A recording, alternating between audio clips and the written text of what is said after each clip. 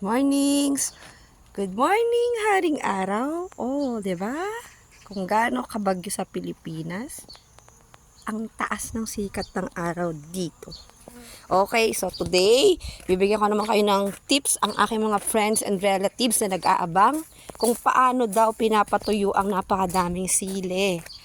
Okay, ito po, ayan, yung mga nakikita nyo dyan, house tawag, bahay ng mga pananim. So, kapag yung season, may mga takip siya para hindi nga naman masira. So, yes! Kakain na ang aking tita Imi kasi papunta na sa kanyang company. Okay, so, ito yung pinitasan namin kanina. Ito-tour ko kayo here. Natanggal na yung mga plastic. Dito siya, binibilad yung mga sili. Para nga naman, kapag inani, di sabay-sabay. O siya. Ayan. Tadan, pasok tayo.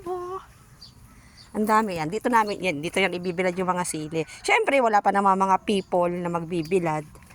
O, yung mga gusto dyan na magbilad. Okay.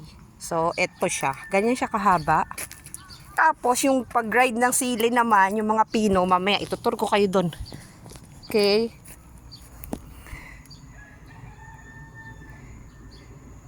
Ito yung mga palay naman. Tadan, wait lang. At ako ay diba?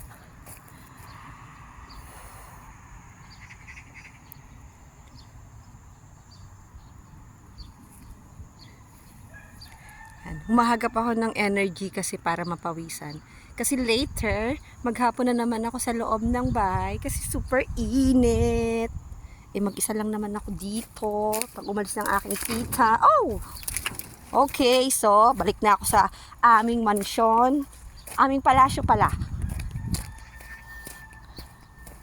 Meron din siyang mga kamote, di ba?